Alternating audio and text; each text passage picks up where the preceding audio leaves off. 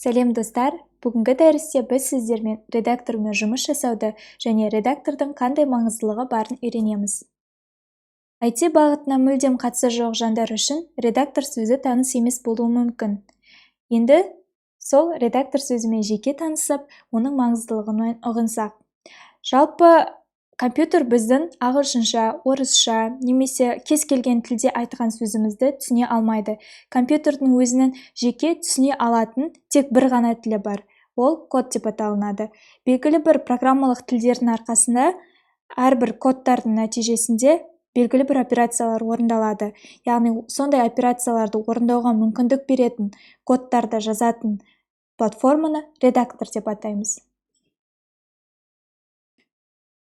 Яғни редактор дегеніміз программалық тілмен жұмыс жасауға мүмкіндік беретін платформа. Жалпы біздер енді басқа салалардан бөлек өзіміздің веб-сайт жасау кезінде қолданылатын редакторларымызбен таныссақ. Ең алғашқысы Sublime, екіншісі Atom, Notepad, VS Code және Vim. Одан өзге PHP, Charm секілді әртүрлі басқа да редактор түрлері бар. Дегенмен, бұл жерде ең көп таралған және ең көп кездесетін редакторлар түрін салып отырмыз. Sublime, Atom, Notepad, VS Code және Vim барлығы бір маңыздылық атқарады, яғни веб-сайт жаза алу мүмкіндігін сыйлайды. Дегенмен олардың әрқайсының дизайн интерфейсі және де оны қолдана алу мүмкіндіктері әртүрлі. Осы курс барысында біздер VS Code атты редакторды пайдаланатын боламыз. VS Code редакторының басқалардан айырмашылығы оның ең қолайлы интерфейсі, кодты таза жаза алу мүмкіндігін сыйлайды және де әртүрлі көптеген расширениялары бар. Соның арқасында біздер кодымызды түсінікті әрі тез жаза алу мүмкіндігіне ие боламыз. Қалған редакторларда да сондай расширениялар бар, дегенмен біздер VS Code редакторын пайдалануды құп көрдік. Енді редакторлардың маңыздылығына тоқталсақ. Жалпы тек веб саласында емес, IT бағытында ойын жасау және тағы да басқа приложение жасау секілді әртүрлі бағыт бар. Олардың әрқайсының өзінің редакторлары болады. Кейбіреулеріне Sublime, Atom секілді редакторлар бірнеше қызметті атқаруы мүмкін. Бірақ соның ішінде біздер веб-сайт жасау редакторларының маңыздылығына тоқталғымыз келіп отыр. Ең алғашқы маңыздылық ол веб-сайт жаза алу мүмкіндігін сыйлайды бізге. Тез және қолайлы интерфейс бар. Кез келген сәтте жасаған өніміңді тексере алу мүмкіндігін сыйлайды. Код ішінде қателіктерді тез тауып және таза әдемі код жаза алу мүмкіндігін сыйлайды. Ендігі кезекте өзіңізге редактормен қалай жұмыс жасаймыз деген сұрақты қоюларыңыз мүмкін. Өте орынды сұрақ. Ең алдымен қажетті редакторды құйып алуымыз қажет. Мен Mac тұтынушысы болғаннан кейін мен Safari'ге VS Code деп өзіме қажетті редактордың атын жазамын. Сіздер өз кезегіңізде Mozilla, Opera, Яндекс, Google секілді іздеу құралдарына осылай жазып құйып алсаңыздар болады. Егер де сіз Windows тұтынушысы болсаңыз, онда Windows'тың жанындағы кнопканы басасыз. Егер де Linux-тікі болсаңыз, Linux-тікін басасыз. Егер де Mac-тікі болсаңыз, Mac-тың өзінің кнопкасын басасыз. Осылайша сіз құя алу мүмкіндігіне ие боласыз. Яғни мінекей, менің загрузкам орын алып жатыр. Мына жерде бізде инструкция шықты. Осы инструкциямен толық таныс болып алуларыңызға болады. Мен бұл нәрсені құйдым, сондықтан мен қайтып құйғым келмейді. Жай ғана дайын болған нәрсені ашам. Құрметті достар, мінекей, менде VS Code редакторы толығымен құйылды. Жұмыс істеуге сақадай сай тұр. Және де бұл жерде айта кетерлігі, бұл жерде бізде ағылшынша тұр. Егер де сізге ағылшын тілі проблема болатын болса, сіз орыс тіліне ауыса аласыз. Мына кнопканы басасыз. Окей. Және де Russian деп жазасыз. Мына жерде орыс тілі, install деген кнопканы басасыз. Және де restart now деген кнопканы басуыңыз керек. Бұл сізде тап-қазір осы редакторды перезапустить етіп, орыс тіліне аударып береді. Мінекей, орысша барлығы. Мінекей достар, мен өзімнің алғашқы HTML парақшамды аштым. және де онымен жұмыс жасап жатырмын. Яғни егер де код ішінде қателіктер болатын болса, онда біздің қателіктеріміз мына жерден көрініс табады. Яғни менде ешқандай қателік жоқ. Яғни өз кезегінде қателіктер жоқ деген сөз шығарып тұр. Егер де сіздер қателік жіберетін болсаңыздар, яғни тегтің соңын жазбай кетсеңіздер, немесе белгілі бір тегті ашып алып кейін жаппай кетсеңіздер, ол міндетті түрде қатеге саналып, мына жерде көрініп тұрады. Одан өзге, мына 3 нүктені бассаңыздар, сіздерде терминал деген нәрсе бар. VS кодтың артықшылығы басқа редактордан осы нәрседе, яғни редактордың ішінде терминал болуы өте ыңғайлы болып табылады. Себебі алдағы уақытта сіздер GitHub тәрізді ірі платформамен жұмыс жасаған кезде статусын көру немесе белгілі бір жұмыстар жасау үшін осы нәрсе өте қатты керек болады. Яғни терминал дұрыс қате жұмыс жасап тұрғандығын мен тексеріп жіберейін. Яғни мен GitHub-қа еш нәрсе жүктеген жоқпын, яғни GitHub-пен жұмысымды бастаған жоқпын. Соған сәйкес менде жұмыс басталмағандығын анықтайтын сөздер жазылып тұр.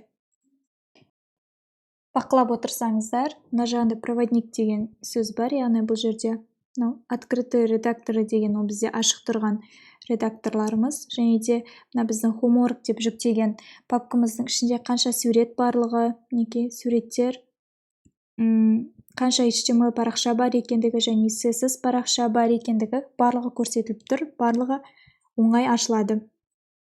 Если бұл жерде JavaScript парақша болса да, ол өз кезегінде мына жерде көрініп тұратын еді. Яғни менің homework деген парақшамда 4 сурет және де 3 HTML парақша және 1 CSS парақша бар. Мына лупа тәрізді батырманы басатын болсаңыздар, сіздерге қажетті сөзді табуға мүмкіндік береді бүкіл файлдардың арасынан. Мысалы, мен ақ түсті қай жерде қолданғанымды көргілеріңіз келсе,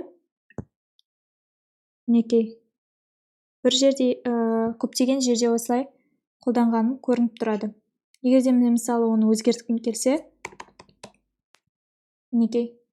жедел өзгерттік. Келесі бұл кнопка бізде GitHub-пен жұмыс жасау үшін қолданылады. Оны алдағы уақытта сіздерге жұмыс барысында көрсетемін.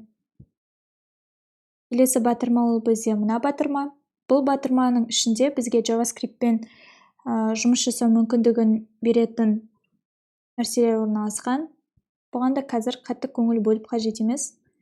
Көңіл аудартатын тұс ол мына батырма. Бұл батырманы басқан кезде бізге extensions деген нәрсе жазылған.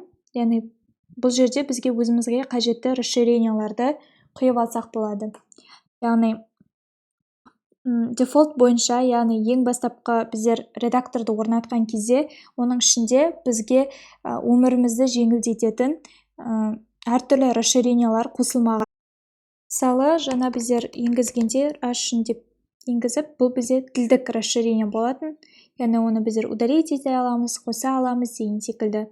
Сол секілді біздің өмірімізді жеңілдететін ол autocomplete тәрізді Beautify, Bootstrap секілді, GitHub, Live, SAS секілді әртүрлі расширениялар бар. Бұл расширениялар біздің өмірімізді жеңілдетеді, яғни жұмыс жасау мүмкіндігімізді тездетеді. Мысалы, ол autocomplete деген расширение біздер егер де бір мысалы div создавать еткіміз келсе, ол біз үшін оның бастапқы тегін, соңғы тегін және де жабылу тегін өзі автоматты түрде жазып береді. Біздер тек бастапқы ғана әрпін жазамыз, ол ары қарайта бізге толықтырып береді деген секілді. Келесі Beautify ол бізде кодты әдемі жазу үшін, яғни кодтардың мына жердегі абзацын оңай тауып алу үшін, бұның барлығы кодты жазған кезде таза әрі сені көріп отырған оқырман сенің кодыңды түсінетіндей дәрежеде жазу керек. Яғни егер де сіздің кодыңыз түсініксіз болса, егер де мынандай нәрселер болса, онда оқырманға ол өте тиімсіз, ол шатасып кетуі мүмкін. Сондықтан жаңағы Beautify секілді расширениялар біздің өмірімізді жеңілдетеді. Келесі ол менде CSS, SAS секілді препроцессорларға арналған расширениялар, Bootstrap, CSS-қа арналған библиотека, және де осындай расширениялар бар. GitHubпен жұмыс жасаған кезде GitHub расширениясын орнатамыз. Сервермен жұмыс жасаған кезде сервер расширениясы деген секілді осындай расширениялар бар. Мінекей достар, енді тағы да бір VS Code-тың жаңа маңызды функционалымен танысайық. Ол бізде GoLive функциясы деп аталынады.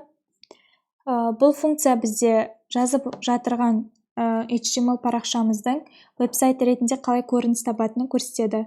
Яғни GoLive батырмасын басып көрейік, кнопкасын басып көреміз. Мінекей біздің веб парақшамыз қалай көрінетіндігі анық көрініп тұр.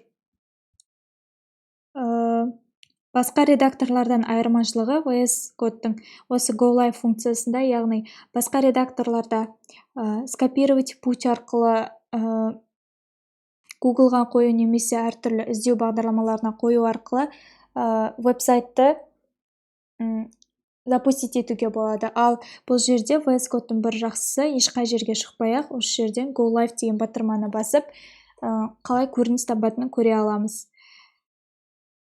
Мінекей, және де тағы да бір жақсы жағы, яғни егер де біз осы жерде өзгеріс енгізіп, оны сохранить ететін болсақ, ол автоматты түрде, яғни мінекей, өзгеріс бірден орын алып отыр. Келесі ескеру қажет тұсымыз, ол біздің настройки батырмасы. Мінекей, мына жерде тұр. Ол жерден параметрі деген батырманы басатын болсақ, бізде өзімізге қажетті параметрларды енгізуге болады. Яғни ең көп қолданылатыны ол бізде autosave деп аталынады. Autosave дегеніміз, яғни біздер белгілі бір парақшаға өзгеріс енгізіп жатырмыз, жаңадан дифтер создавать етіп жатырмыз, немесе әртүрлі жаңалықтар енгізіп, өзгерістер енгізіп отыруымыз мүмкін. Және де оны веб парақшадан көрініс тапқанын қалап басқанымен де ешқандай өзгеріс болмауы мүмкін. Яғни ол үлкен проекттер болған кезде біздер сохранить деген кнопканы баспай кетуіміз мүмкін, және де қателік қай жерде екенін ұғынбай ұзақ отыруымыз мүмкін. Сондай нәрселер, проблемалармен жолықпас үшін біздер autosave деген параметрді қосамыз. Яғни бұл жерде біздер бастапқы күйінде ол off, яғни сөндірулі тұрады. Яғни бізде мына жерде on focus change, on window change және де after delay деген үш функциясы бар. Яғни after delay деген әрбір 1-2 секунд сайын ол сохранить етіп отырады біздің не жазсақ та. On focus change деген біздің басқа вкладкаға ауысқан кезде, немесе мышқамыз басқа нәрсені ауысқан кезде сол жерде сохранить етіледі. On window change деген ол біздер мына бетшені жапқан кезде ол сохранить етеді, яғни автоматты түрде сохранить етеді. Біздер қалыпты түрде after delay деген кнопканы басамыз. Яғни бізде әрбір секунд сайын, миллисекунд сайын біздің енгізген өзгерістеріміз сохраниться етіліп отырады. Яғни тексеріп көрейік.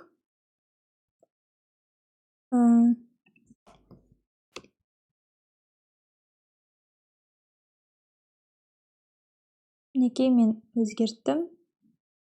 Сохраниться етілген. Енді мысалы, мен ешқандай кнопканы баспадым. Автоматты түрде әлем 4-ке айналды. Яғни бұл бізде параметріміз жұмыс жасап тұр деген мағынаны білдіреді. Келесі параметр ол бізде түсін таңдауымызға болады. Яғни бізге қою түсін ұнамайтын болса, ашыққа айналдыруымызға болады. Өзіміздің қалауымыз бойынша. Маған осы түсін ұнайды, сондықтан даркта қала бергенін қаладым.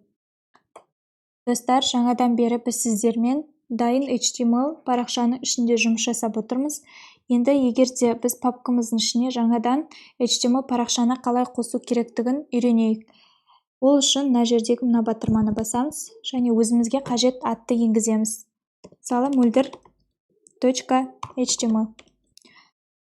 Бұл жерде біздер атын енгіздік және де міндетті түрде әрбір HTML парақшасының артында .html деген сөз жазылу керек. Яғни бұл өз кезегінде біздің бұл парақшамыз HTML парақшасы екендігін көрсетеді. Мінекей, арқылы жаңа autocomplete параметрі арқылы біздер осылай өзіміздің алғашқы страницамызды аштық. Достар, мінекей, біздер VS Code редактормен толығымен таныстық.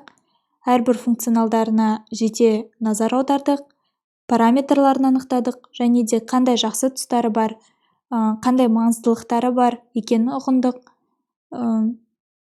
Жұмыс істеу циклін зерттедік. Мінекей, яғни редактормен қалай жұмыс жасаймыз деген сұраққа толығымен жауап алдық деп ойлаймын. Қажетті редакторды құйдық, өзімізге қажетті тілді енгіздік, өзімізге қажетті пакеттерді енгіздік, алғашқы файлмен жұмыс жасадық.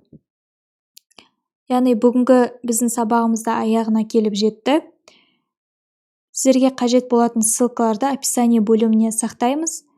Және де егер сұрақтарыңыз болса, комментарий бөліміне жазуларыңызды өтінеміз.